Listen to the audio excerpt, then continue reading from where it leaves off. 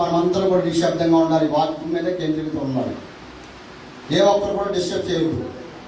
ఈ సమయంలో అయ్యగారు వస్తుండగా మనందరూ కూడా చప్పట్లు కొట్టి ప్రారంభమైంది.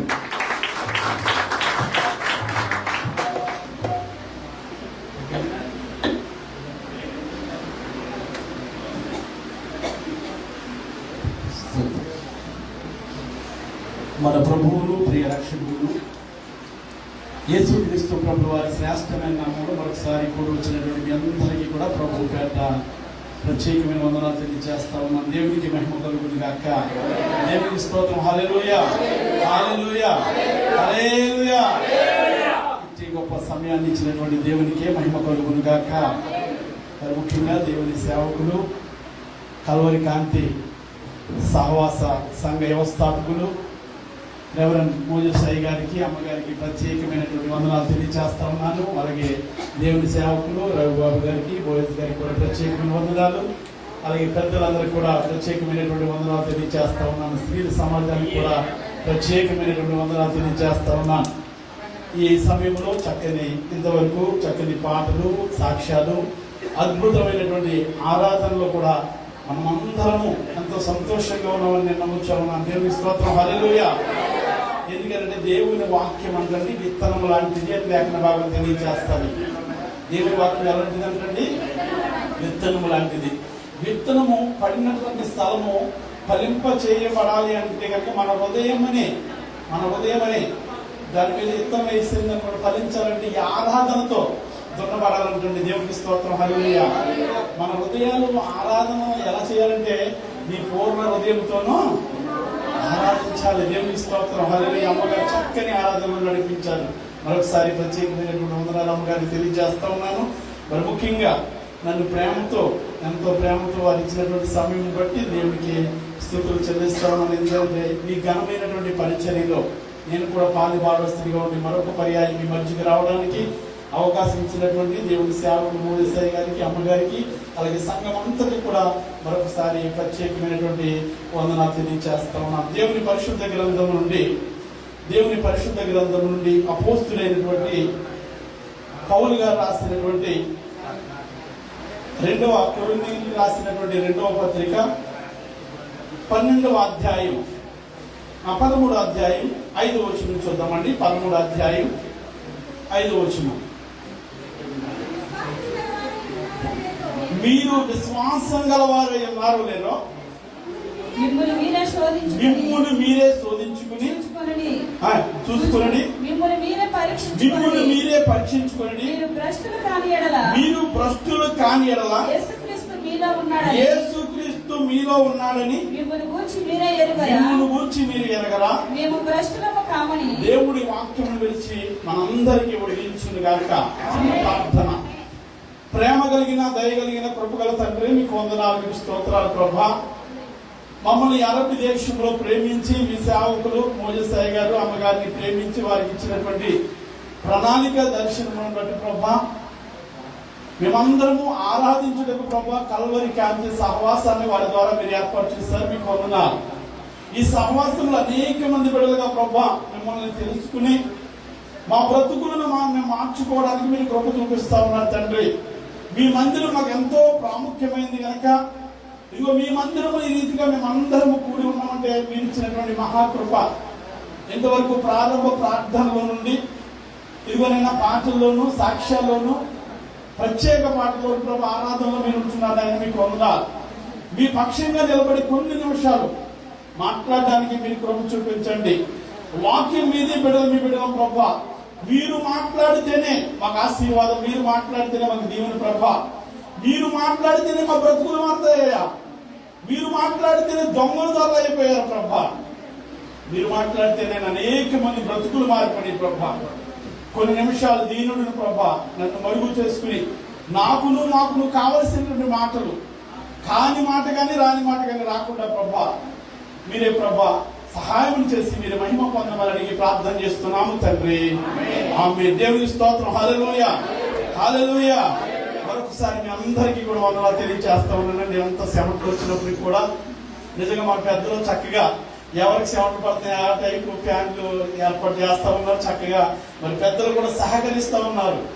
నిజంగా ఈ సంఘానికి నన్ను పిలిస్తే నేను చాలా సంతోషంగా వచ్చేస్తా ఉంటాను. నిజానికి నేను సోమవారం దినాన్ని ఇండియాకి వెళ్తా ఉన్నాను. అమ్మగారు చెప్పినట్టునే నేను చాలా సంతోషపడ్డాను. దేవుని స్తోత్రం. ఇండియా నుండి మొన్న వచ్చిన వారంలోనే ప్రారంభంలోనే ఈ సంఘానికి వచ్చాను. మరలా వెళ్ళిపోతా ఉన్నప్పుడు కూడా ఈ సంఘానికి రావడానికి దేవుని కృప చూపించారు. నేను చాలా సంతోషంగా అమ్మగారు చెప్పిన వెంటనే తప్పకుండా వస్తానండి. మాకు నిజానికి రాత్రి ఆన్లైన్ ప్రేయర్లోనే ఉన్నాం. అయినప్పటికీ కూడా సమయాన్ని మనం పాడు చేసుకోకూడదు కనుక అంత్య దినాల్లో మనం ఉన్నాం కనుక ఆ సమయాన్ని వినియోగించుకుని దేవుని మందిరంలో గడిపితే ఎంతో. భక్తుడు అంటాడు దావీదు మహారాజు, నేను రాజు కోటలో ఉండటి కంటే లేకపోతే రాజులతో ఉండటి కంటే నాకున్నటువంటి సైన్యంతో నేను సంతోషించటి కంటే నాకున్నటువంటి లేకపోతే అన్ని రకాలైనటువంటి అనుకూలమైనటువంటి పరిస్థితులు ఉన్నప్పటికీ కూడా వాటన్నిటికంటే కూడా దేవుని సన్నిధానంలోనే నాకు సంతోషం ఉంటాడండి. దేవునికి స్తోత్రం. హల్లెలూయా. దేవుని సన్నిధానంలోనే నాకు సంతోషం. దేవుని మాటలు వింటే నాకు సంతోషం. దేవుని మందిరానికి నేను ఎప్పుడు వచ్చిందని ఎంతో ఆశతో ఉంటాడండి. ఎవరైతే దేవుని మందిరానికి ఆశతో వస్తారో ఆశ కలిగినటువంటి ప్రాణాన్ని గుర్తుపరిచే దేవుడు మన దేవుడు. దేవునికి స్తోత్రం. హల్లెలూయా. నిజంగా మనం సరి చేసుకుని దేవుని మాట విని దేవుని మాట ప్రకారం జీవిస్తే మనం ఏమనుకుంటామంటే ఈ లోకానుసరమైనటువంటి ఆశీర్వాదాల వైపు ఎక్కువ చూస్తూ ఉంటాం. కానీ దేవుడిచ్చే ఆశీర్వాదాలు ఇంకా అద్భుతంగా ఉంటాయండి. దేవుడిచ్చే ఆశీర్వాదాలు ఎలా ఉంటాయంటే సమయోచితమైనటువంటి సహాయం చేసే దేవుడు. ఏ సమయానికి ఏది కావాలో, ఏ సమయానికి ఏది మీకు ఇస్తే మీకు ఆశీర్వాదము, ఏ సమయానికి ఎక్కడ మిమ్మల్ని ఉంచాలో అక్కడ ఉంచుతాడు. ఎప్పుడంటే దేవుని మీద మనము ఆనుకున్నప్పుడు. దేవునికి స్తోత్రం. హల్లెలూయా. ఇలాగ ఒక చిన్న సంఘంలో ఎలాంటి మీటింగ్ జరుగుతూ ఉందంటండి. మన చిన్నతనంలో మన సంఘాలకి అమెరికా నుండి ఎవరు వస్తూ ఉండేవారండి? దొరలు వస్తూ ఉండేవారు కదా. అప్పుడు దేవునికి స్తోత్రం. హల్లెలూయా. దొరగారు వచ్చారు ఒక సంఘానికి. అక్కడ ఉన్నటువంటి అందరిని చూసి వారికి ఏ బహుమానాలు ఇవ్వాలని అనుకున్నారంటండి. వారికి బహుమానాలు ఇవ్వాలనుకుని ఆయన కొన్ని బైబిల్ తీసుకొచ్చాడు. కొన్ని బైబిల్ పక్కన పెట్టాడు. ఆయన దగ్గర కొంత డబ్బులు ఉంటే ఆ దినాల్లో 100 రూపాయలు అంటే చాలా ఎక్కువ కనుక 100 రూపాయల నోట్లు పెట్టాడంట. అక్కడ ఉన్నటువంటి సంఘాన్ని అంతటిని అడిగాడంట, మీరు ఒకవేళ బైబిల్ కావాలనుకుంటే బైబిల్ తీసుకోండి, ఏదో ఒకటే ఆయన ముందరే చెప్పాడు. ఎందుకంటే మనం సాధారణంగా ఏం కావాలనుకుంటామండి? 2 కావాలనుకుంటాం. దేవునికి స్తోత్రం. హల్లెలూయా. 2 కావాలని ఆశపడతాం. ఆయన ఏమన్నాడంటే అందుకనే బైబిల్ కావాల్సిన వారు బైబిల్ తీసుకోనండి, ఒకవేళ డబ్బులు కావాలనుకుంటే డబ్బులు తీసుకోనండి అని అన్నప్పుడు అక్కడ ఉన్నటువంటి అందరూ కూడా ఇంచుమించు అందరూ కూడా ఏం చేశారంటే డబ్బులే తీసుకున్నారు. ఎందుకంటే మా దగ్గర ఏమున్నాయండి? బైబిల్ ఉన్నాయండి. ఒకవేళ ఉన్న పాత బైబిల్ అయినా సిరిపుల్ బైబిల్ అయినా ఇంకోటైనా ఏమనుకున్నారంటే 100 రూపాయలు ఎక్కువ అనుకుని అందరూ కూడా తలకు 100 తీసుకున్నారు. ఎవరు ఒక అమ్మగారు అంటే ఒక అమ్మగారు మాత్రం ఆవిడ దగ్గర కొత్త బైబిల్ ఉన్నప్పటికీ కూడా ఏమో డబ్బులు ఇవ్వకపోతే రేపు సంపాదించవచ్చు, ఒకవేళ బైబిల్ దొరకపోవచ్చేమని ఆవిడ ఏం చేసిందంటే బైబిల్ తీసుకున్నట్టు. దేవుని స్తోత్రం. హల్లెలూయా. బైబిల్ తీసుకుని చక్కగా బైబిల్ దగ్గర పెట్టుకుని బైబిల్ జీప్ తీసి ఓపెన్ చేస్తే ప్రతి గ్రంథానికి కూడా ఒక్కొక్క 100 నోట్ ఉందంటండి. దేవునికి స్తోత్రం. హల్లెలూయా. ఎన్ని గ్రంథాలు ఉన్నాయి? 66 గ్రంథాలు ఉన్నాయి. 6600 ఉన్నాయండి. దేవునికి స్తోత్రం. హల్లెలూయా. అంటే మనం చూసే చిన్నదాని కోసం ఆశపడతాం కానీ దేవుని మాట వింటూ దేవుని మీద ఆధారపడి దేవుడిచ్చేదాన్ని మనం కావాలనుకుంటే కనుక అది చాలా ఆయన చేస్తున్నటువంటి మేలు అంటే కంటికి కనబడినటువంటి మేలు దేవుడు చేస్తాడు. దేవుని స్తోత్రం. హల్లెలూయా. ఆయునిచ్చే ఆశీర్వాదాలు ఎలా ఉంటాయంటే ఆకాశవాకును నింపి విస్తారమైనటువంటి ఆశీర్వాదాలు ఇస్తాడు. ఎప్పుడంటే దేవుని మీద మనము అనుకున్నప్పుడు. దేవునికి స్తోత్రం. హల్లెలూయా. ఇది నన్ను చదవబడినటువంటి వాక్య భాగంలో నుండి కొన్ని నిమిషాలు మాత్రమే, ఎక్కువ సమయం మిమ్మల్ని ఇబ్బంది పెట్టను కానీ చాలా మనకి కార్యక్రమాలు ఉన్నాయి. దేవుని పరిశుద్ధ బల కార్యక్రమం ఉన్నది. చాలా ప్రాముఖ్యమైనటువంటి బలం మన మధ్య ఉన్నది కనుక కొద్ది నిమిషాలు దేవుని వాక్యంలో మనం చదవబడినటువంటి వాక్యంలో నుండి ఒక 4-5 విషయాలు మీకు జ్ఞాపకం చేస్తాం. ఎందుకంటే జరుగుతున్నటువంటి ప్రపంచంలో మనం చూస్తే, జరుగుతున్నటువంటి ఈ లోకంలో మనం చూస్తే ఎక్కడ చూసినా భయంకరమైనటువంటి పరిస్థితులే జరుగుతూ ఉన్నాయి. ఎందుకయ్యా అంటే భ్రష్టులైపోతూ ఉన్నారు. చాలా మంది ఎలా ఉన్నారంటే భ్రష్టులుగా ఉన్నారు. ఒక యవనస్తుడు తన తల్లినే పాడు చేయాలనేటువంటి చూసినటువంటి జరిగినటువంటి ఒక సంఘటన ఉందండి. కన్న తల్లినే పాడు చేయాలనుకున్నాడు. ఎందుకనంటే అతను త్రాగుబ్రోతై లేకపోతే ఒక భ్రష్టుడైపోయి కన్న తల్లిని పాడు చేయాలనుకున్నాడు. ఇంకొకడు మన ప్రాంతమే పిఠాపురం దగ్గర ఏదో ఊరు అంటండి, కన్న తల్లి కొంచెం మంచినీళ్ళు లేటుగా తెచ్చిందని గోడను పెట్టి కొట్టి తల్లిని కూడా చంపేశాడండి. అలాగని కొంతమంది తల్లులు కూడా అక్రమ సంబంధాలు పెట్టుకుని బిడ్డలు కూడా చంపేస్తున్నటువంటి లోకంలో మనం ఉన్నామండి. ఎక్కడ చూసినా ఎలా ఉన్నారంటే మనుషులు భ్రష్టులైపోతా ఉన్నారు. దేవునికి స్తోత్రం, హల్లెలూయా. భ్రష్టులైపోయి దేవుని మాట వినని వారిగా, భ్రష్టులైపోయి దేవునికి దూరం అయిపోయి వారి జీవితాలు ఈ లోకంలో ఇదే మంచి జీవితం అనుకునే వారు భ్రష్టత్వంలో ఉండిపోయి అనేక మందికి ఏం తెలియట్లేదండి, లోకంలో ఎలా జీవించాలో కూడా తెలియనటువంటి పరిస్థితిలో ఉండి భయంకరమైనటువంటి పరిస్థితిలో ఉన్నాం. దానంతటికి కారణం ఎవరంటే అపవాదిగాడు చేస్తున్నటువంటి కొన్ని అల్లరి పనులు. దేవునికి స్తోత్రం, హల్లెలూయా. సమయము చాలా కొంచెంగా ఉందని మనం చెప్తున్నాం. ప్రకటన గ్రంథంలో ఏమంటాడంటే సాతానుగాడికి కూడా ఏముందంటే సమయము చాలా కొంచెం ఉంది కనుక వాడికి కూడా మన మీద ప్రయోగాలు చేస్తూ, సాతానుగాడికి ఏంటంటే మనం బాగుంటే ఎంత మాత్రమో వాడు ఒక స్థలాన్ని ఏర్పాటు చేశాడు. వాడి స్థలంలోనికి మనల్ని తోడుకెళ్లాలని, వాడి స్థలంలోనికి మనందరినీ తీసుకెళ్లాలని వాడు పన్నాగాలు పన్నుతూ వాడు అనేక మందిని ఏం చేస్తున్నాడంటే భ్రష్టత్వంలోకి తీసుకెళ్లిపోతా ఉన్నాడు. దేవునికి స్తోత్రం, హల్లెలూయా. అపోస్తుడైనటువంటి పౌలు గారు, మహాశ్రీయుడైనటువంటి ఆయన దేవుని యొక్క గొప్పతనాన్ని తెలుసుకుని, దేవుని యొక్క ఉన్నతమైనటువంటి స్థితిని తెలుసుకుని, దేవుని పిలుపుని తెలుసుకుని ఆయన ప్రజలను, లేకపోతే అక్కడ ఉన్నటువంటి కొరింథీలో ఉన్నటువంటి ప్రాంతాల్లో ఉన్నటువంటి పరిశుద్ధులకు ఆయన ఒక మాట తెలియజేస్తా ఉన్నాడు. ఆ గ్రంథం అంతా చదివితే కనుక చాలా మంది విషయాలు ఉంటాయి.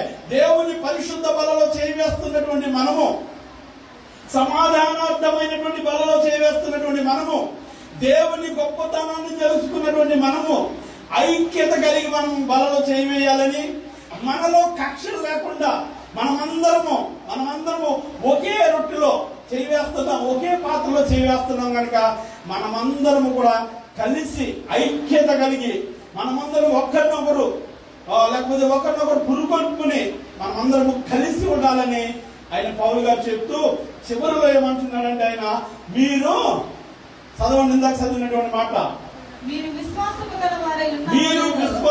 గలవారై ఉన్నారో లేదో మిమ్మును మీరే శోధించుకుని చూసుకోనండి, మిమ్మును మీరే పరీక్షించుకోనండి. మీరు భ్రష్టులు కాని ఎడల యేసుక్రీస్తు ప్రభువు వారి మీలో ఉన్నాడని మీరు ఎరగరా. దేవునికి స్తోత్రం, హల్లెలూయా. ఈ దినాన్ని పరిశుద్ధాత్మ దేవుడు మనతో మాట్లాడుతూ మన విశ్వాసాన్ని మనం ఏం చేయాలంటే మనమే పరీక్ష చేసుకోవాలంట. దేవునికి స్తోత్రం, హల్లెలూయా. మన విశ్వాసం ఎలా ఉన్నది? ఏమన్నా మన విశ్వాసం ఎలా ఉంది? విశ్వాసం లేకుండా దేవునికి ఇష్టం కాదమంటాడు. దేవునికి స్తోత్రం, హల్లెలూయా. మనం విశ్వాసం గలవారమైతేనే దేవునికి ఇష్టం. మనం విశ్వాసం గలవారమైతేనే మన జీవితాల్లో కార్యాలు జరుగుతాయి. మనం విశ్వాసం గలవారమైతేనే మన జీవితాల్లో గొప్పలు జరుగుతాయి. మనం విశ్వాసం గలవారమైతేనే మన జీవితాల్లో మంచి మేలు జరుగుతాయి. విశ్వాసం లేకపోతే మన జీవితాల్లో ఏ కార్యాలు కూడా, విశ్వాసం అంటే నమ్మకం. దేవునికి స్తోత్రం, హల్లెలూయా. నమ్ముట నీ వలనైతే నమ్మువారికి సమస్తము సాధ్యం కలిగినటువంటి దేవుడు. నమ్మటం అంటే ఏం నమ్మాలంటే ఆయన నమ్మాలండి. అబ్రహాము దేవుని నమ్ముని కనుక ఆయన విశ్వాసం విధానం అయిపోయి. దేవునికి స్తోత్రం, హల్లెలూయా. దేవుని మాట మనం ఏం చేయాలంటే నమ్మాలండి. వాక్యంలో ఉన్నటువంటి ప్రతి మాట నమ్మాలి. దేవుని మాట ప్రకారంగా మనం జీవించాలి. దేవుని మాట నత్తుకుని మనం జీవించాలి. ఎప్పుడైతే మనం పరీక్ష చేసుకుని మనం సరి చేసుకుని మన విశ్వాసం ఎంత, మన విశ్వాసంలో ఎలా ఉన్నాం, విశ్వాసంలో ఎదుగుతున్నామా, లేకపోతే బాప్తిసం ఇచ్చుకున్నటువంటి రోజు ఒక రకంగా ఉంటారు, రాను రాను రాజుగారి గుర్రం గాడిద అయిపోయినట్టు ఏమైపోతారంటే రాను ఏం చేస్తారంటే మామూలుగా అయిపోతారు. బాప్తిసం ఇచ్చుకున్నప్పుడు, లేకపోతే దేవుని మందిరానికి కొత్తగా వచ్చినప్పుడు, లేకపోతే దేవుడు మనకు మేలులు చేస్తున్నప్పుడు మన భక్తి, లేకపోతే మనకు ఉన్నటువంటి ఇది చాలా బాగుంటుంది. దేవుడిని చాలా మంది ఏం చేస్తారంటే దేవుని మందిరం ఉన్నని చెప్పు ఖచ్చితంగా ఇంక ఈ వారం నుంచి సహోదరులు పాటలు పాడుతున్నారు, అలాగే మనం కూడా వాక్యం చదువుతున్నారు, అలాగే మనం కూడా ప్రార్థన చేస్తున్నారు, మనం కూడా అలా ప్రార్థన చేయాలి. మనం కూడా దేవుని మందిరం ఓడబడాలని మనం చక్కగా అనుకుంటాం.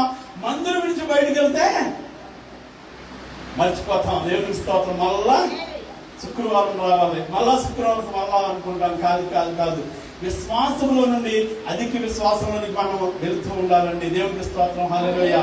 విశ్వాసంలో మనం స్థిరపరచబడిపోవాలి. విశ్వాసంలో మనం నమ్మకంలో దేవునికి నమ్మకంగా మనం ఉంటే నమ్మకమైన వారికి దేవుని దీవెనలు మెండుగా ఇస్తాడంటండి. ఎవరైతే నమ్మకంగా ఉంటారో, ఎవరైతే దేవుని యేడల నమ్మకంగా ఉంటారో వారి కార్యాలన్నీ కూడా దేవుడు సఫలం చేస్తాడంటండి. మనం దేవుని యేడల నమ్మకం కలిగి దేవుని వద్దకు వచ్చి, దేవా ఈ పని నీవు మాత్రమే చేయగలుగుతావు ప్రభా, నాకున్నటువంటి అక్కమ్మ, నాకున్నటువంటి బిడ్డలు, నాకున్నటువంటి లేకపోతే ఇంకోటి ఏదైనా సరే దేవుడు చేయగలిగినటువంటి సమర్థుడైనటువంటి దేవుడు. దేవుడికి స్తోత్రం, హల్లెలూయా. కాబట్టి మనం ఏం చేయాలంటే విశ్వాస విషయంలో మనము పరీక్ష చేసుకోవాలి. ఒకవేళ భ్రష్టులమైపోతేనంటండి యేసుక్రీస్తు వారిలో ఉండడంటే అక్కడ ఉంది కదా, చదవండి అన్నమాట, కింద మాట. మీరు భ్రష్టులు కాని ఎడల యేసుక్రీస్తు మీలో ఉన్నాడని. అంటే భ్రష్టులు కాకపోతే యేసుక్రీస్తు ప్రభువు మనలో ఉంటాడంటండి. భ్రష్టులు కాకపోతే, భ్రష్టులం అయిపోతే దేవుడు మనకు దూరంగా ఉంటాడు. భ్రష్టులు అంటే ఎవరు అని చెప్తుండగానే చాలా తొందరగా, ఎందుకంటే మీ అందరికీ కూడా వాక్యం చక్కగా తెలుసు అని నేను అనుకుంటా ఉన్నాను. నాకంటే కూడా చక్కగా మాట్లాడగలిగిన వారు మీరు, చక్కని దైవజనులు ఉన్నారు, మీరు కూడా చక్కగా నేర్చుకున్నారు. మీకు కూడా కొద్దిగా చెప్పుకుంటూ వెళ్ళిపోతే అర్థం అవుతుందని నేను అనుకుంటున్నాను కనుక చాలా క్లుప్తంగా కొన్ని మాటలు మీకు జ్ఞాపకం చేస్తాను. దేవుని పరిశుద్ధ గ్రంథం నుండి భ్రష్టులు ఎలా ఉంటారో పేతురు రాసినటువంటి రెండవ పత్రిక 2వ అధ్యాయం 18వ వచనం నుండి కొన్ని మాటలు మనం చూద్దాం. మీరు వ్యర్థమైన డంబపు మాటలు పలుకుచు, మీరు వ్యర్థమైనటువంటి డంబపు మాటలు పలుకుచు తామే శరీర సంబంధమైన దురాశలు గలవారై, తామే శరీర సంబంధమైనటువంటి దురాశలు గలవారై ఉండి మార్గమందు నడుచు వారందరిలో నుండి అప్పుడే తప్పించుకున్న వారిని మరలు కొలుపుచున్నారు. తామే భ్రష్టత్వమునకు దాసులై ఉన్నారని వారు తెలుసుకోవాలంటే ఇక్కడ చూస్తే 4 రకాలైనటువంటి జనాంగం కనిపిస్తా ఉన్నారు. మొదలు చూస్తే ఎవరంటే వ్యర్థమైనటువంటి డంబపు మాటలు పలుకువారంటండి. వ్యర్థంగా మాట్లాడేవారు అలా ఎవరి గుంపులో ఉన్నారంటే భ్రష్టులుగా ఉన్నారంటండి. వ్యర్థమైనటువంటి డంబపు మాటలు మాట్లాడతారు చాలా మంది. అవసరం లేనటువంటి మాటలు మాట్లాడతారు, డంబంగా మాట్లాడతారు, గొప్పగా మాట్లాడుతూ ఉంటారు, ఎక్కువగా మాట్లాడుతూ ఉంటారు, డంబంగా చెప్పుకుంటారు. వారు కూడా ఎవరంటే భ్రష్టులలో ఒకరు అని తెలియజేయబడుతూ ఉంది. రెండోది మనం చూస్తే వారు శరీర సంబంధమైనటువంటి దురాశలు గలవారై ఉన్నారు. వారు కూడా శరీర సంబంధమైనటువంటి శరీర కోరికలు లేకపోతే శరీర సంబంధమైనటువంటి విషయాల్లో వాళ్ళు ఎంతో ఆసక్తి కలిగి ఉంటారండి. వాళ్ళు కూడా ఎలా ఉన్నారంటే భ్రష్టులుగా ఉన్నారు. ఇంకా మనం ఎందుకు చూస్తే కొంతమందిని అంటండి పోకిరీ శాస్త్రాలకు నడిపించేవారు కూడా, వారు కూడా భ్రష్టులే.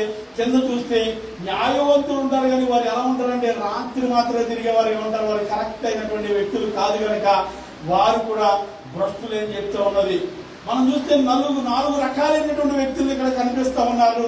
మొదటిదేమో ఎవరంటే వారు ఏమండి డంబముగా మాట్లాడేవారు కూడా ఇలా చెప్పుకుంటూ వెళ్ళిపోతే బైబిల్ గ్రంథంలో చాలా విషయాలు. ఇంకొక మాట మీకు జ్ఞాపకం చేస్తాను. జపన్య గ్రంథం 3వ అధ్యాయం 1 నుండి చూడండి. 3వ అధ్యాయం 1 నుండి ఇంకా ఎవరు భ్రష్టులు చూద్దాం.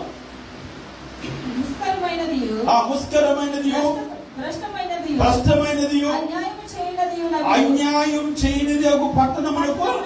ఇక్కడ 3 రకాలైనటువంటి వ్యక్తులు మనకు లేకపోతే 3 రకాలైనటువంటి ప్రాంతాల్లో కొద్ది వ్యక్తులు మనం చూస్తే కనుక మూడవది మధ్యలో ఉన్నది ఏంటంటే భ్రష్టమైనది. దేని గురించి అలా మాట్లాడుతూ ఉన్నారో కింద చదవండి అక్కడ నుండి. ఆ భ్రష్టమైనది ఏమిందంటే దేవుని మాట ఆలకించదంటే. భ్రష్టులైన వారు ఏం చేయాలంటే భ్రష్టులైన వారు దేవుని మాట ఆలకించరు. దేవునికి స్తోత్రం, హల్లెలూయా. చాలా మంది ఏమంటే అనవసరమైనటువంటి మాటలు, అనవసరమైనటువంటి స్థలాలలో ఏమంటే అవసరం లేనటువంటి స్థలాలు ఎంత సమయం గడిపినా కూడా వారికి ఫోన్లోనే చూస్తామండి. ఒక్కసారి ఒకవేళ ఫోన్ యూట్యూబ్ లేకపోతే ఇంకోటి ఆన్ చేస్తే ఎంత టైం అయినా సరే చూడగలిగినటువంటి వారు చాలా మంది లేకపోలేదండి. దేవునికి స్తోత్రం, హల్లెలూయా. ఒక్కొక్కళ్ళు ఫోన్ ఆన్ చేస్తే ఎంత టైం అయిందో కూడా వాళ్ళకి తెలియదు. కానీ దేవుని మాట వినాలి, దేవుని మందిరంలో ఉండాలంటే కొంత సమయానికి చాలా సార్లు మనం ఏం చేస్తామంటే గడియారాలు చూస్తాం, వాచ్లు చూస్తాం, ఫోన్ చూస్తాం, ఇంకా టైము ఇంకా ముగింపు ప్రార్థనకు రాలేదు అని మనం చూస్తూ ఉంటాం. దేవునికి స్తోత్రం, హల్లెలూయా. చాలా మంది గురించి చెప్తా ఉన్నాను. దేవుని మహాకృపలో మీరందరూ ధన్యులని నమ్ముతా ఉన్నాను. దేవుని స్తోత్రం, హల్లెలూయా. వీళ్ళు భ్రష్టులైన వారు ఏం చేస్తారంటే దేవుని మాట అంటే వినరు. దేవుని మాట వినని వారు అనేక మంది ఉన్నారండి.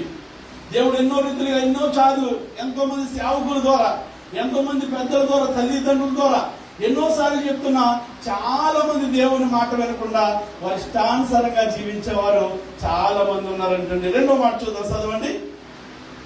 వాళ్ళు దేవుని మాట వినరు,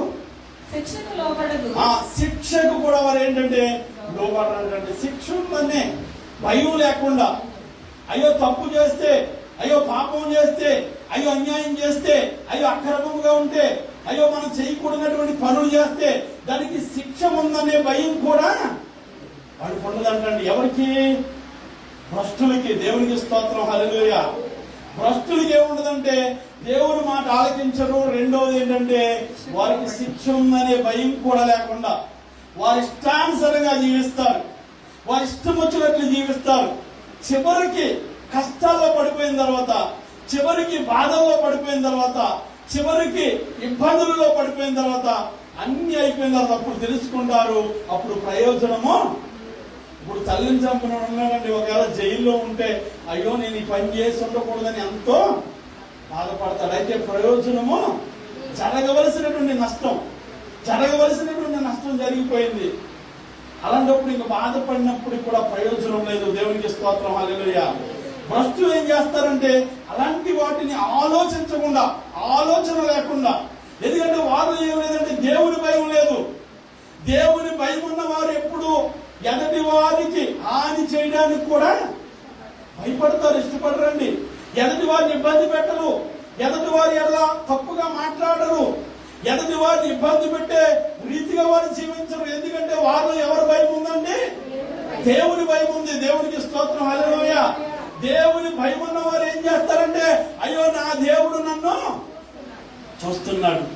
ఒకవేళ ఏదైనా అంటే నా దేవుడు నన్ను ఊరుకోడు. ఒకవేళ వీరిని ఏదైనా నేను కాని రాని మాటలంటే నా దేవుడు నన్ను ఊరుకోడని భయంతో వాళ్ళు జీవిస్తారండి. దేవునికి స్తోత్రం, హల్లెలూయా. వీళ్ళు ఏం లేదంటే అలాంటి భయం లేకుండా జీవిస్తా ఉన్నారంటండి. ఇంకొక మాట చదవండి కింద. యెహోవా యందు వీళ్ళు ఏముంచారంటే విశ్వాసం ఉంచరండి. దేవుని యందు విశ్వాసం ఉంచరు. దేవునికి స్తోత్రం, హల్లెలూయా. భ్రష్టులైన వారు ఏం చేస్తారంటే దేవుని యందు కూడా విశ్వాసం ఉంచరండి. దేవుని నమ్మరు. వాళ్ళు ఏమనుకుంటారంటే మేము ఏది చేస్తే అదే ఖచ్చితం, మేమేం చేస్తే అదే జరుగుతుందని అనుకుంటారు. అది ఎంతకాలమో మాత్రమే కాదు కానీ కొంతకాలమే. దేవునికి స్తోత్రం, హల్లెలూయా. ఎవరయ్యా అంటే వీళ్ళు భ్రష్టులు. అందుకని పౌలు గారు ఏమంటారంటే మీరు ఎంత మాత్రం కూడా ఏమవ్వకూడదండి, భ్రష్టులు అవ్వకూడదు. చదవండి, ఇంకొక మాట చదవండి కిందికి. వాళ్ళంటే నీకేం చేయాలంటండి, దేవుని యొద్దకు కూడా రారంటండి. దేవునికి స్తోత్రం, హల్లెలూయా. దేవుని యొద్దకు ఎవరు రారయ్య అంటే భ్రష్టులు రారండి. దేవుని సన్నిధికి రావడానికి ఇష్టపడరు. ఎందుకంటే వాళ్ళకి ఒక అతిథి ఉన్నాడు, లేకపోతే వాళ్ళకి ఒక అపవాదిగాడు ఉన్నాడు. వాడు ఏం చేయడంటే దేవుని మందిరానికి రానివ్వడు, వచ్చినా దేవుని మాటలు విన్నెవడు, విన్నా వాటిని గ్రహించి వాటి ప్రకారంగా జీవించకూడదని చూస్తాడు. ఎందుకనంటే దేవుని మాట విని దేవుని మాట ప్రకారంగా మనం జీవిస్తే వాడు మన దగ్గరికి రావడానికి కూడా భయపడిపోతాడు, అవకాశం ఉండదు. దేవునికి స్తోత్రం, హల్లెలూయా. ఎందుకంటే మనం భ్రష్టులం కాదనుకోండి, దేవుడు మనలో ఉన్నాడు. దేవునికి స్తోత్రం, హల్లెలూయా. ఏమంటే దేవుడు మనలో ఉంటే మనకి ఏ భయము కూడా లేదు.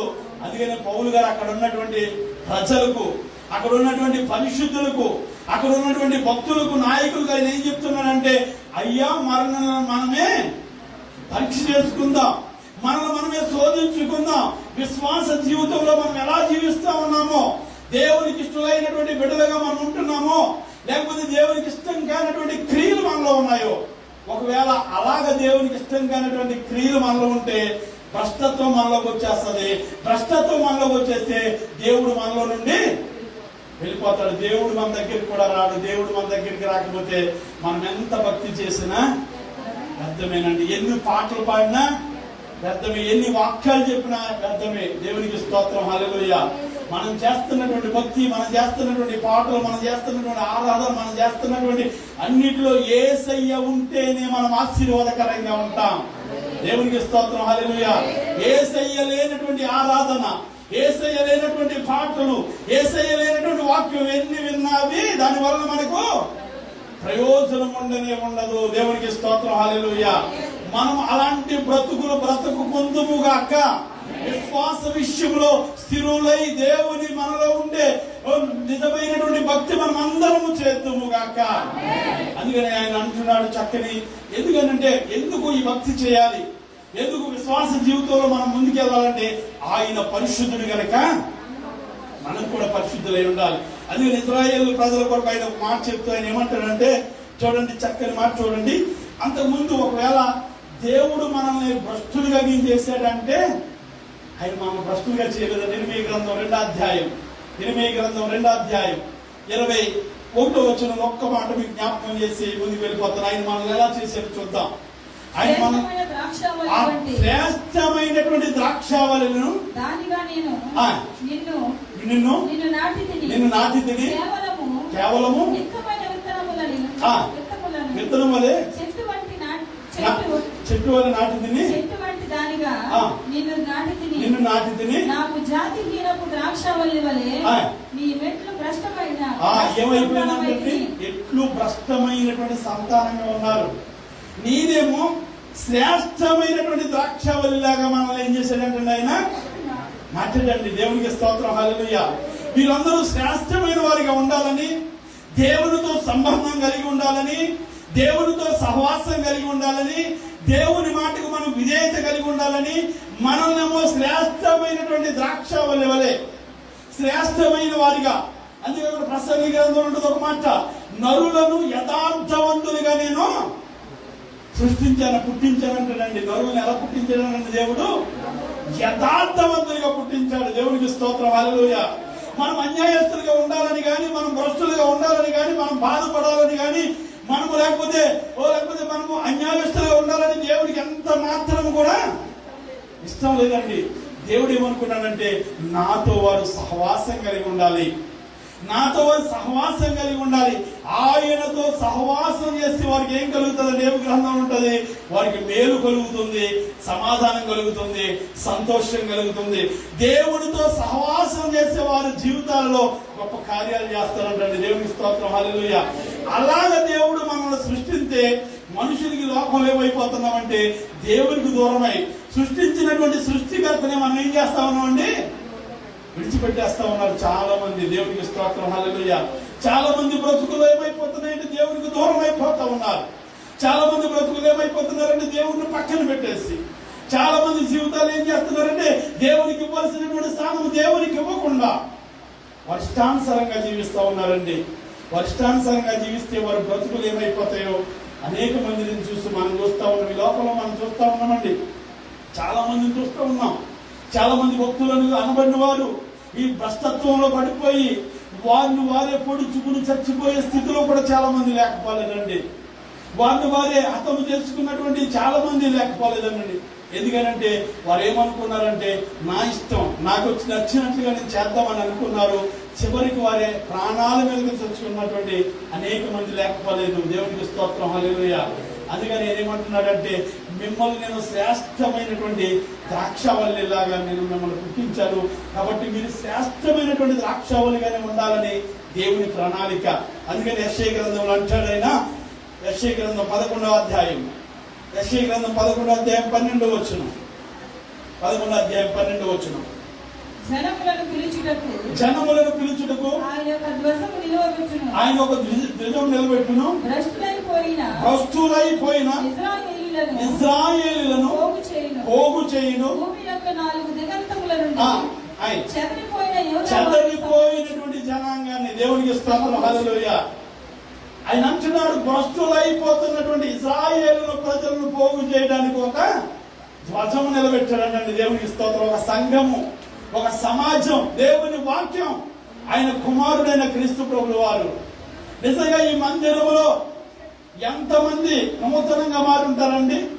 ఏమంటే మందిరంలో దేవుని సేవకులు మోసయ్య గారు ప్రారంభించినటువంటి సంఘంలోనికి వచ్చి ఎంతమంది వారి మనసులు మార్చుకుని, ఎంతమంది భ్రష్టమైపోయినటువంటి బ్రతుకులు మార్చుకుని, దేవుడు తెలియని వారు దేవుడు తెలుసుకుని నేడు అనేక మంది ఆశీర్వాదకరంగా ఉన్నారంటే దేవుడు ఏర్పాటు చేసినటువంటి సంఘం. దేవునికి స్తోత్రం, హల్లెలూయా. ఎందుకంటే చెదిరిపోయిన వారిని పోగు చేయడానికి దేవుని సంఘం ఉందండి. పాడైపోతున్నటువంటి జీవితాలు నిలబెట్టడానికి దేవుని సంఘం ఉంది. నాశనం అయిపోతున్నటువంటి బ్రతుకులకు, నాశనం అయిపోతున్నటువంటి బ్రతుకులు నిలబెట్టడానికి, దుఃఖంలో ఉన్న వారికి ఆనందాన్ని ఇవ్వడానికి, అనేకమైనటువంటి ఇబ్బందులలో ఉన్న వారిని విడిపించడానికి దేవుని మందిరం మనకి ఆశీర్వాదకరంగా ఉంది. దేవునికి స్తోత్రం, హల్లెలూయా. అంతకంటే ముఖ్యంగా ప్రకటన గ్రంథం 19వ అధ్యాయం చివరి మాటల్లో ఒక మాట ఉంటది, గొర్రె పిల్ల వివాహ సమయము. చూడండి ఒక్క మాట, ప్రకటన గ్రంథం 19వ అధ్యాయం 6వ వచనం చివరి మాట చదవండి, ఎందుకంటే సమయం చాలా. జనసమూహపు శబ్దమును, విస్తారమైన జలముల శబ్దమును, బలమైన ఉరుముల శబ్దమును కోరిన ఒక స్వరము, ఒక స్వరము, సర్వాధికారి మన దేవుడు ఏలుచున్నాడు, ఆయన స్తుతించుడి, గొర్రె పిల్ల వివాహ మహోత్సవం, గొర్రె పిల్ల వివాహ మహోత్సవం రాబోతుంది. దేవునికి స్తోత్రం, హల్లెలూయా. ఏ వివాహం అండి? గొర్రె పిల్ల. ఒకప్పుడు ఆయన ఈ లోకానికి లోక పాపములను మోసుకొని పోవు దేవుని గొర్రె పిల్లకి లోకానికి వచ్చాడు. మరొకసారి ఎలా రాబోతున్నాడంటే వివాహం చేసుకోవడానికి ఒక గొర్రె పిల్ల వలె వస్తా ఉన్నాడు. దేవునికి స్తోత్రం, హల్లెలూయా. ఆయన వరుడుగా వస్తా ఉన్నాడు. సంఘం ఏమైందంటండి? వధువుగా సిద్ధపడాలి. సంఘం వధువుగా సిద్ధపడాలి. అందుకనే ఏవేలు గ్రంథం 2వ అధ్యాయం, ఏవేలు గ్రంథం 2వ అధ్యాయం 16వ వచనంలో కింద మాట చదివేద్దాం. కింద లైన్ 2 లైన్లు ఉంటుంది చూడండి. ఏవేలు గ్రంథం 2వ అధ్యాయం, ఆయన అంతఃపురంలో నుండి పెళ్లి కుమార్తె గదిలో నుండి రావలేను అని రాయబడి ఉన్న చక్కని మాట. పెళ్లి కుమారుడు అంతఃపురంలో నుండి పెళ్లి కుమార్తె గదిలో నుండి రావాలను. దేవునికి స్తోత్రం, హల్లెలూయా. అంటే ఇక్కడ ఒక చక్కని మాట మనం అర్థం చేసుకోవాలి. ఇక్కడ ఆయన మాట్లాడుతూ ప్రవక్త రాయబడినటువంటి మాట, ఆ పెళ్లి కుమారుడు ఎక్కడి నుంచి వస్తా ఉన్నాడండి? అంతఃపురములో నుండి. ఎవరైనా? యేసుక్రీస్తు ప్రభువు వారు. పెళ్లి కుమార్తె అంటే సంఘంగా మనము ఎక్కడ సిద్ధపడాలంటే గదిలో సిద్ధపడి, గది పెళ్లి కుమార్తెకి సిద్ధపడే గది ఉంటది కదండి, మన అందరికీ తెలుసు కదా. కొడుకు చగ్గిన అలాంటి గదిని మర్చిపోయారా? పెళ్లి కుమార్తె పెళ్లికి సిద్ధమయ్యే ముందు, లేకపోతే పెళ్లి కుమార్తె ఎక్కడి నుండో దూరం నుండి పెళ్లికి వస్తుంది కనుక ముఖం కొంచెం వికారం అయిపోయి, లేకపోతే జుట్టు చెరిగిపోయి, లేకపోతే కొంచెం చెమట పట్టేసి వికారంగా ఉంటది కనుక ఒక గది ఇస్తారు. దాన్ని ఏ గది అంటారండి? విడిది గది. దేవునికి స్తోత్రం, హల్లెలూయా. విడిది గదిలో పెళ్లి కూతురు ఏం చేస్తారు? చక్కగా సిద్ధపరుస్తారు. అలాగే మనకున్నటువంటి గది దేవుని మందిరం. దేవుని మందిరములో మనల్ని మనం సిద్ధపరచుకోవడానికి, పెళ్లి కుమారుడికి ఇష్టమయ్యే రీతిలో మనం ఉండడానికి, పెళ్లి కుమారుడు క్రీస్తు ప్రభువు వారు కనుక వారికి ఇష్టమైనటువంటి రీతిలో మనల్ని మనం సరి చేసుకోవాలంటే మనకు ఖచ్చితంగా ఏం కావాలండి? దేవుని మందిరం అనే గది ఖచ్చితంగా కావాలి. దేవునికి స్తోత్రం, హల్లెలూయా. దేవుని మందిరములో మనల్ని మనం సిద్ధపరచుకోవడానికి, దేవుని మందిరములో మనల్ని మనం సరి చేసుకోవడానికి, దేవుని మందిరంలో మన జీవితాన్ని ఎలా చక్కబరుచుకోవాలో దేవుని సేవకుల ద్వారా, దేవుని సేవకురాండ్రుల ద్వారా, పెద్దల ద్వారా అనేకమైనటువంటి విషయాలు విని మనల్ని మనం ఏం చేసుకుంటామంటే సిద్ధపరచుకుంటాం. సిద్ధపరచుకోకపోతే దేవుడు వివాహములో మనల్ని అంటండి ఆహ్వానించడం. అదే మాట చూద్దాం చూడండి. నిర్గమకాండం, లేవికాండం 21వ అధ్యాయం, లేవికాండం 21వ అధ్యాయం 7వ వచనం. లేవికాండం 21వ అధ్యాయం 7వ వచనం. వారు జార స్త్రీనే గాని భ్రష్టురాలునే గాని వివాహానికి వారు అర్హత లేని వారని రాయబడి ఉన్నది. ఎవరంటండి వీళ్ళు? జార స్త్రీయే కానీ భ్రష్టురాలే కానీ ఎవరికి వివాహానికి ఎవరికి హక్కు లేదు. అంటే భ్రష్టురాలైతే దేవుని రాజ్యములోనికి వారసులు కాలేరు. భ్రష్టుడైపోతే దేవునికి ఇష్టమైన వాడు కాడు కనుక మనం ఎంత భక్తి చేసినా దేవుని రాజ్యంలోనికి చేర్చబడకపోతే, మనం ఎంత భక్తి చేసినా ఆయన దగ్గరికి వెళ్ళకపోతే, నరకాగ్నిలోకి వెళ్ళిపోతే ప్రయోజనం లేదు. కాబట్టి అందుకనే పౌలు గారు ఏమంటున్నారంటే, అయ్యా కొరింథీయుల్లో ఉన్న బిడ్డలారా, పరిశుద్ధులారా, మీరు ఏమాత్రము భ్రష్టులు కాకుండా మిమ్మల్ని మీరు సరి చేసుకుని యోగ్యమైనటువంటి రీతిలో దేవుని పరిశుద్ధ బలలో చేయివేస్తూ మనల్ని మనము సరి చేసుకుని ముందుకు వెళ్లే వారిగా ఉండాలని లేఖన భాగం తెలియజేస్తా ఉన్న దేవుని స్తోత్రం, హల్లెలూయా. మనల్ని మనం ఏం చేసుకోవాలంటండి? సిద్ధపరుచుకోవాలి. భ్రష్టులుగా ఉండిపోతే దేవుని వివాహంలోనికి మనము అవమానించబడం. లేకపోతే మీరెవరో కూడా అక్రమము చేయవారులారా, మీరెవరో కూడా నాకు తెలియదు అని అంటానంటండి. దేవునికి స్తోత్రం, హల్లెలూయా. అలాగంటే మనం ఎక్కడికి వెళ్ళిపోతామంటున్నప్పుడు చిన్న చిన్న కోనంత సెవట్లకే మనము తట్టుకోలేకపోతా ఉన్నాం. ఒక ఆయన ఒక రోజు అంటాడు, భూమి మీద ఉన్నంత కాలం చక్కగా ఊదా రంగు వస్త్రాలు ధరించుకుని ఏం తినాలంటే అది తింటూ, ఏమి తాగాలంటే అది తాగుతూ ఆయనకి ఇష్టం వచ్చినట్టుగా జీవించాడు. ఒక్కగానొక రోజు ఆయన ఎక్కడున్నాడండి? నరకగ్నిలో ఉన్నాడు. ఆయన యొద్ద ఒక ఆయన ఏమిటి పడిపోయినటువంటి రొట్టె ముక్కలు తినకో కురుపులతో, అనారోగ్యంతో, బలహీనతో బ్రతికాడు. ఆయన కూడా చనిపోయాడు. ఆయన అబ్రహాము అనుకున్నాడు. దేవుని స్తోత్రం, హల్లెలూయా. అంటే ఈ లోకంలో మనం ఒకవేళ కష్టం వచ్చిందని, నష్టం వచ్చిందని, బాధ వచ్చిందని, ఇబ్బంది వచ్చిందని, ఇరుకు వచ్చిందని దేవుణ్ణి విడిచిపెట్టకుండా ఉంటే ఒక దినాన్ని మనం కూడా దేవుని రాజ్యంలో మనం ఉంటామండి. దేవుని స్తోత్రం, హల్లెలూయా. ఈ ధనవంతుడు భూమి మీద చాలా ఎంజాయ్ చేశాడు. ఈ ధనవంతుడు భూమి మీద అన్ని అనుకూలంగా అనుకున్నాడు. కానీ ఎక్కడున్నాడంటే నరకగ్నిలో ఉండి చిత్రహింసలు పడుతూ, బాధపడుతూ, ఇబ్బంది పడుతూ ఆయన ఏమన్నాడు తెలుసా? ఒక్క చిటికి నీళ్ళు ఉంచి ఒక్క చుక్క ఏంటయ్యా అని అడుగుతా ఉన్నాడు. దేవునికి స్తోత్రం, హల్లెలూయా. భూమి మీద ఉండగా ఆయన ఎంతో వైభవంగా బతికాడు. చివరికి ఏమైపోయిందో చూడండి ఆయన బ్రతుకు. మన బ్రతుకులు అలా కాకూడదని పౌలు గారు ఆ దినాల్లో వారికి ఈ దినాన్ని మనతో మాట్లాడుతూ ఉన్నారు. దేవుని స్తోత్రం, హల్లెలూయా. మనం ఏం చేయకూడదంటే భ్రష్టులుగా మనం ఉండకూడదు. ఒక్క 4 మాటలు చెప్తారు, టైం అయిపోతుంది. మంచి విషయాలు 4 విషయాలు. ఎవరు భ్రష్టులు అయిపోతారు? ఎలాంటి వారు భ్రష్టులు అయిపోతారు? ఎలాంటి జీవితం కలిగిన వారు భ్రష్టులు అయిపోతారు? ఎలా జీవించే వారు భ్రష్టులు అయిపోతారు? 4 మాటలు మీకు చెప్తాను. ఈ 4 మాటలు మన హృదయంలో వేసుకుని మన బ్రతుకులు మార్చుకుందాం. మన జీవితాలు గొప్ప ఆశీర్వాదకరంగా ఉందాం. గొప్ప దీవులు దేవుడు మనకు దయచేస్తాడు. నూతనమైనటువంటి ఆశీర్వాదాలు మనం పొందుకోవాలంటే దేవుని వాక్య ప్రకారంగా మనం జీవించుదాం. దేవుని వాక్యానుసారమైనటువంటి జీవితం మనందరికీ కూడా ఆశీర్వాదకరం. దేవునికి స్తోత్రం, హల్లెలూయా. ఒక్క 4 మాటలు మీకు చాలా క్లుప్తంగా చెప్పేస్తాను చూడండి. రోమీయులకు రాసినటువంటి పత్రిక 1వ అధ్యాయం 28వ వచనం. రోమీయులకు రాసినటువంటి పత్రిక 1వ అధ్యాయం 28వ వచనం. 1వ అధ్యాయం 28 చదవండి. మరియు వారు తమ మనసులో దేవునికి చోటివ్వనందున ఆ చోటునివ్వనొల్లకపోయిరి కనుక చేయరాని కార్యములు చేయుటకు దేవుడు భ్రష్ట మనసుకు వారిని అప్పగించును. వీరు భ్రష్టులైపోవడానికి గల కారణం, వీరు భ్రష్టు మనసుకు దేవుడు వారిని అప్పగించడానికి గల కారణం, వారు ఏం చేయలేదంటండి, వారి మనస్సులో ఎవరికి చోటు ఇవ్వలేదు. మనం అన్నిటికీ చోటిస్తామండి. ఏమండి? అన్నిటికీ సమయం ఇస్తాం. దేనికి సమయం తక్కువ చేయం. మనం తినేదానికి, పడుకునేదానికి, కూర్చునేదానికి, ఇరుగు వాళ్ళతో మాట్లాడే అన్నిటికీ సమయం ఇస్తాం. కానీ దేవుని దగ్గరికి వద్దులోకి దేవానికి స్తోత్రము, నాకు ఆత్రం ప్రభా ఈ రోజు నన్ను దీవించండి, నేను డ్యూటీకి వెళ్తున్నా కాబట్టి సింపుల్గా చాలా క్లుప్తంగా దేవునికి చోటిస్తాం. దేవునికి స్తోత్రం, హల్లెలూయా. ఖచ్చితంగా దేవునికి ఇవ్వాల్సినటువంటి సమయము దేవునికి ఇవ్వాలండి. దేవునికి చోటు ఇవ్వాలి.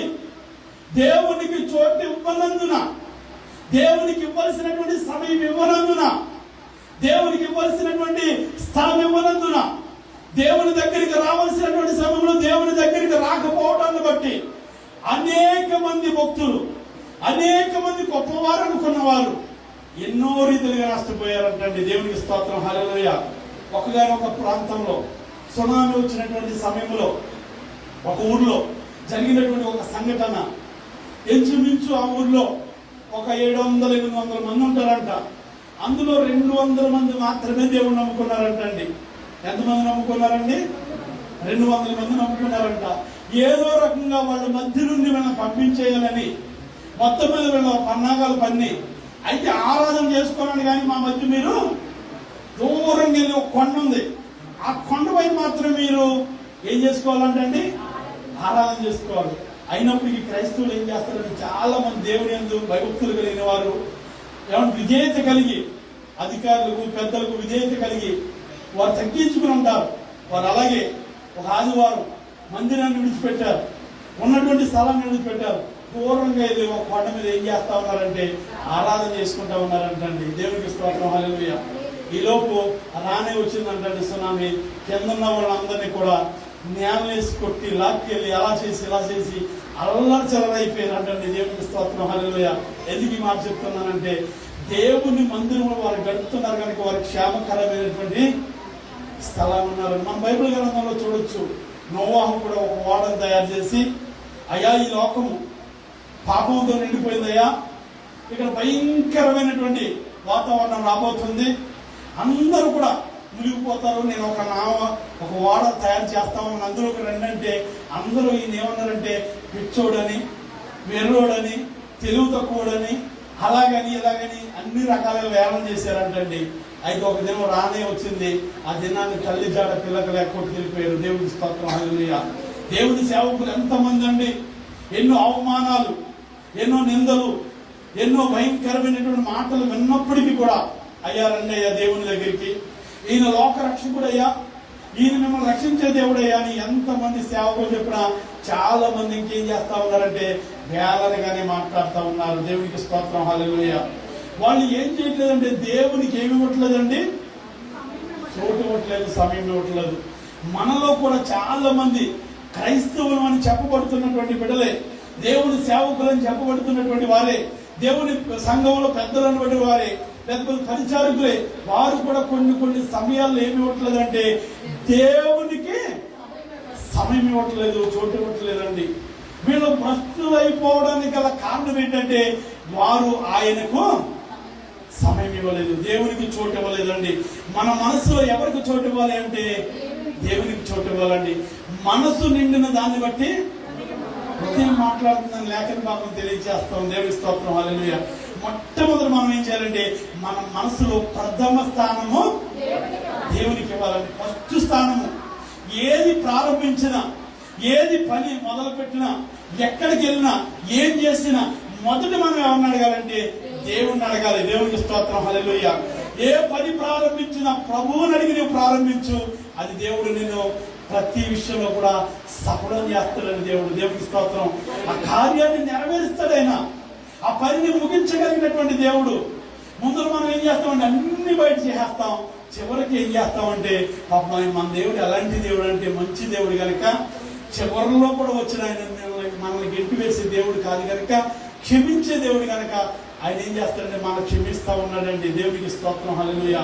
ఆయనకి ఏమి ఇవ్వాలంటే మనము ఖచ్చితంగా చోటు ఇవ్వాలి. రెండో మాట మనం చూద్దాం. చూడండి, దేవుని పరిశుద్ధ గ్రంథంలో తిమోతి రాసినటువంటి పత్రిక 4వ అధ్యాయం, మొదటి పత్రిక 4వ అధ్యాయం మొదటి వచనం. 4వ అధ్యాయం మొదటి వచనం. అయితే కడవరి దినములలో కొందరు అబద్ధికుల వేషధారణ వలన మోసపరుచు ఆత్మల యందును దెయ్యముల బోధ యందును లక్ష్యముంచి విశ్వాస భ్రష్టులగుదురని ఆత్మ తేటగా చెబుతా ఉన్నాడు. చాలా విషయాలు మనం మాట్లాడుకోవచ్చు. ఒక్క మాట మీకు జ్ఞాపకం చేస్తా ఉన్నాను. వీళ్ళు భ్రష్టులైపోవడానికి గల కారణం ఏంటంటే దెయ్యముల బోధన ఏం చేస్తా ఉన్నారు, లక్ష్య పెడతా ఉన్నారంటండి. అంటే లోకానుసరమైనటువంటి బోధను వాళ్ళు లక్ష్య పెట్టి దెయ్యముల బోధన లక్ష్య పెడతా ఉన్నారంటండి. వారు చాలా మందిని మనం చూస్తూ ఉన్నాం. కాబట్టి పాడేసే సేవకులు ఉన్నారు, మీకు చాలా తెలుస్తూ ఉంటారు, యూట్యూబ్ లో చూస్తూ ఉంటారు. ఏమంటే చాలా మంది మంత్రాలు చేసి పడగొట్టే వాళ్ళు ఉంటారు. వాటికి ఎక్కువ ఏం మన ప్రాంతాల్లో కూడా మనం చూస్తూ ఉన్నామండి. మనలో విశ్వాసం లేకుండా, ఏమన్నా మనలో నమ్మకం లేకుండా ఎంత పెద్ద సేవకుల దగ్గరికి వెళ్ళినా మనకు పని అవుతుందండి. ఏమన్నా మన జీవితంలో కార్యం జరుగుతుందా? ఎక్కడికో వెళ్ళిపోతారు. మనలో భక్తి లేకుండా, మనలో విశ్వాసం లేకుండా ఎక్కడికి వెళ్ళినా అది ప్రయోజనం కాదు. భక్తితో, భయంతో, దేవుని మాట వింటూ, నీవున్న సంఘంలోనే నీవు నమ్మకంగా, విశ్వాసంగా ఉంటూ, దేవుని బోధ యందు, దేవుని మాట యందు లక్ష్యం ఉంచి, దెయ్యముల బోధ వాటి యందు లక్ష్యం కాదు కానీ దేవుని బోధ యందు లక్ష్యం ఉంచి నీవు విన్నట్లయితే నీవు భ్రష్టులు కాకుండా దేవుడు నీ జీవితంలో గొప్ప కార్యాన్ని చేస్తాడండి. దేవుడికి స్తోత్రం, హల్లెలూయా. కొంతమంది ఏం చేస్తున్నారంటే దెయ్యముల బోధను లక్ష్యం ఉంచుతున్నారు. దెయ్యాలకి తెలిసి దేవుడు గొప్ప దేవుడు అని దెయ్యాలకే పిలుస్తూ ఉంటాయని కొన్నిసార్లు. నజరేయుడని యేసు నీకు నాతో పనిండయ్యా అన్నది కదా ఒకసారి దెయ్యం. నజరేయుడని యేసు నీకు నాతో పనిండయ్యా, ఒకవేళ నువ్వు నన్ను తప్పకుండా ఇక్కడి నుంచి పంపించేస్తావు కనుక నన్ను ఎక్కడికి పంపుతావంటే ఆ పందులు గుంపులో పంపేవయ్యా. అంటే దెయ్యాలు కూడా దేవుని బోధ గురించి తెలుసు, కానీ మనలో కొంతమంది ఇంకా ఏం చేస్తారంటే ఆ దెయ్యాల బోధనే లక్ష్య పెట్టి భ్రష్టులైపోతా ఉన్నారంటే. దేవుడికి స్తోత్రం, హల్లెలూయా. మనం ఏం చేయాలంటే దేవుని వాక్యాన్ని వాక్య ప్రకారంగా జీవించుదాం. మూడో మాట మనం జ్ఞాపకం చేసుకుందాం. చూడండి, తిమోతి రాసినటువంటి రెండవ పత్రిక 3వ అధ్యాయం 8వ వచనం. ఎమ్రే అని వారు మోషేని ఎదిరించి వీరును చెడిన మనస్సు కలిగి విశ్వాస విషయంలో భ్రష్టులై సత్యమును ఎదిరించేవారంటండి. దేవునికి స్తోత్రం, హల్లెలూయా. సంఘాలలో కూడా ఆ దినాలలో ఎమ్రే అనే ఒక ఇద్దరు మోషేని ఎదిరించినట్లుగా చెడిపోయినటువంటి మనస్సు గల వారై దేవుని సేవకులు ఎదిరించేవారు కొంతమంది ఉంటారు, లేకపోతే సత్యాన్ని ఎదిరించేవారు కొంతమంది ఉంటారు. దేవుని సేవకులు కానీ సత్యాన్ని కానీ మనం ఏం చేయకూడదు అంటండి, ఎదిరించేవారిగా మనం ఉండకూడదు. దేవునికి స్తోత్రం, హల్లెలూయా. ఎదిరించి వీళ్ళు ఏమైపోయారండి? భ్రష్టులైపోయారంటండి. దేవుడు తన సేవకుని ఏర్పాటు చేసుకుని, ఒకవేళ కొంతమంది సేవకులు ఉండొచ్చు, నేను వారి కోసం నేను చెప్పను, కానీ దేవుని వాక్యాన్ని వాక్యంగా ప్రకటిస్తున్నటువంటి సేవకులు, సంఘం పట్ల భారం కలిగినటువంటి సేవకులు, విశ్వాసుల పట్ల బాధ్యత కలిగి భారం కలిగి ప్రార్థనా పరులైనటువంటి సేవకులు, లేకపోతే సత్యాన్ని బెదిరించేవారుగా ఎవ్వరూ కూడా ఏం చేయకూడదు అంటండి, ఉండకూడదు. దేవునికి స్తోత్రం, హల్లెలూయా. సేవకులు ఎదిరించేవారుగా ఉండకూడదు, సత్యాన్ని కూడా బెదిరించేస్తారండి కొంతమంది. దేవునికి స్తోత్రం, హల్లెలూయా. ఏది సత్యమో తెలియదు, ఏది అసత్యమో తెలియదు. వారి సత్యాన్ని పక్కన పెట్టి అసత్యాన్ని పట్టుకుని వెళ్ళిపోతా ఉంటారు. అలాంటి వారు కూడా భ్రష్టులు అయిపోతారని లేఖన భాగం తెలియజేస్తా ఉంది. చివరి మాట మీకు జ్ఞాపకం చేస్తాను, చూడండి. తీతు రాసినటువంటి పత్రిక 1వ అధ్యాయం 16వ వచనం.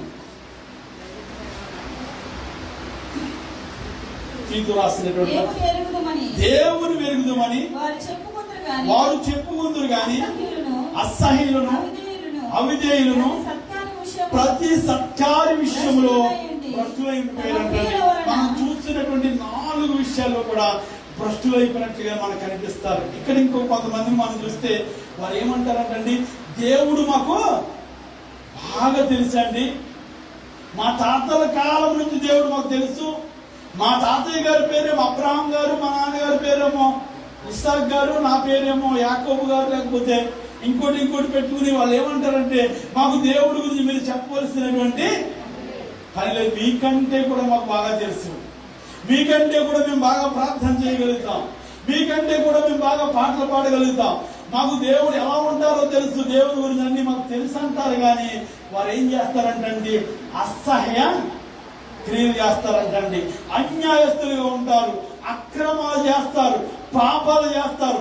దేవుడు తెలిస్తే ఖచ్చితంగా ఇలాంటి వాటికి ఖచ్చితంగా దూరంగా యెహోవా ఉత్తముడని మనం ఏం చేయాలంటే రుచి చూసి తెలుసుకోవాలండి. మోసే వారికి కావడి బోరు తెలుస్తుంది అంటండి, దిగిన వారికే లోతు తెలుస్తుంది, తిన్న వారికే రుచి తెలుస్తుంది. అంతేగాని పైన గట్టు మీద ఉండి కౌడు చెప్పే వారికి కొంతమంది పైన బొట్టు మీద ఉంది చెప్తారండి వీళ్ళు, దేవుడు మాకు తెలుసు అని అంటారు. కానీ వాళ్ళు చేసే క్రియలన్నీ కూడా చెడ్డ క్రియలే. అలాంటి వారికి కూడా ఏమైపోతారంటే భ్రష్టులు అయిపోతారంటండి. 4 మాట మనం జ్ఞాపకం చేసుకోవాలి. ఫస్ట్ మాట ఏంటంటే, ఇది ఫస్ట్ మాట ఏమంటే చక్కగా రాయబడినటువంటి మాట. వాళ్ళు ఫస్ట్ మాట చూస్తే దేవునికి వారు చోటు ఇవ్వలేదు కనుక వారు ఏమైపోయారంటండి, భ్రష్టులు అయిపోయారు. దేవునికి చోటు ఇవ్వలేదు కనుక వారు భ్రష్టులు అయిపోయారు. రెండవది మనం చూస్తే దెయ్యములకు ఆదియందు లక్ష్యం ఉంచారు కనుక వారు భ్రష్టులు అయిపోయారు. మూడవదిగా మనం చూస్తే కనుక దైవజనులను లేకపోతే సత్యాన్ని ఎదిరించిన వారు కనుక వారికి కూడా భ్రష్టులు అయిపోయారు. నాలుగవదిగా మనం చూస్తే దేవుడు తెలుసు అంటారు కానీ దేవునికి ఇష్టమైనటువంటి జీవితాన్ని జీవించకుండా అన్యాయస్తులుగా జీవిస్తారు కనుక వారు కూడా భ్రష్టులు అయిపోయారు. భ్రష్టులైపోతే దేవుడు వారిలో, భ్రష్టులైపోతే యేసుక్రీస్తు ప్రభు వారు వారిలో ఉండరు కనుక వారిలో దేవుడు లేకపోతే వారి జీవితాలు శూన్యం కనుక అలాంటి బ్రతుకులు మనకి ఎంత మాత్రం కూడా ఉండకుండును గాక. దేవుడు మనలో ఉండాలి. దేవుడు మనలో ఉంటేనే మన గొప్ప కార్యాలు జరుగుతాయండి. కానాను విందులో యేసుక్రీస్తు ప్రభువు వారు ఉన్నారు కనుక అక్కడ ఉన్నటువంటి ఆ లోటును దేవుడు తీర్చాడు. ఈ దినాన్ని మన కుటుంబాల్లో, మన జీవితాల్లో, మన వ్యక్తిగత బ్రతుకుల్లో ఎవరికి చోటు ఇవ్వాలంటే యేసుక్రీస్తు ప్రభువు వారికి చోటు ఇవ్వాలి. ఆయనకు చోటు ఇచ్చినట్లయితే మన జీవితాలు ఎంతో ఆశీర్వాదకరంగా ఉంటాయి. ఆయనకు చోటు ఇచ్చినట్లయితే మన కుటుంబాలు బాగుంటాయి. ఆయనకు చోటు ఇచ్చినట్లయితే మన బిడ్డల జీవితాలు బాగుంటాయి. ఆయనకు చోటు ఇచ్చినట్లయితే మనం ఏది చెయ్యాలనుకున్నా ప్రతిదీ కూడా దేవుడు మనకు అనుగ్రహిస్తాడు కనుక. ఎందుకనంటే ఆశ కలిగినటువంటి ప్రాణాన్ని ఆయన ఏం చేస్తాడంటే తృప్తిపరుస్తాడు. దేవుని మందిరానికి వచ్చి దేవుని మందిరం నుండి నీవేది కావాలని ఆశపడతావో ఆ ఆశ కూడా ఎలా ఉండాలంటే నీతిమంతుని ఆశ సంతోషమును పుట్టించును, భక్తిహీని ఆశ భంగమైపోతా ఉన్నది. నీతిమంతులుగా ఉండి దేవుని మందిరంలో ఆశపడదాం. మనందరి ఆశలు ఆయన తీర్చగలిగినటువంటి సమర్థుడు కనుక అలాంటి కృప, అలాంటి దీవులు, అలాంటి ఆశీర్వాదాలు మనందరి కుటుంబాలకి దేవుడు దయచేయును గాక. మనందరి కుటుంబాలలో దేవుడు మాత్రమే ఉండును గాక. దేవుడి కొన్ని మాటలు దీవించి ఆస్వాదించును గాక. ఇంతవరకు వాక్యాన్ని ఇచ్చిన అయ్యగారికి ప్రత్యేకమైన వందనాలు తెలియజేస్తున్నాను. ఈ సమయంలో మనందరూ కూడా లేచి నిలబడదాం. బలలో పాలు పొంది వారు అందరూ కూడా ఎదురుకు వచ్చేయండి. లేని వారు వెనక్కి కూర్చోండి. కుర్చీలన్నీ తీసివేయండి. మాకు బల్ల ఇవ్వడానికి చాలా ఇబ్బంది అవుతుంది. మీరు గ్యాప్ ఇవ్వట్లేదు. గ్యాప్ ఇవ్వాలి. మనిషి కలిసి గ్యాప్ ఇవ్వాలి. గ్యాప్ ఇచ్చి మీరు కూర్చోండి. మోకరించే వాళ్ళు మోకరించండి. లేని వాళ్ళు నిలబడి ఉండండి లేదా కూర్చోండి. బల తీసిన వాళ్ళందరూ కూడా ముందుకు వచ్చేవలసిందే ప్రభుపేట మనం చేస్తూ ఉన్నాం. బాబా కుర్చీలు తీసాం.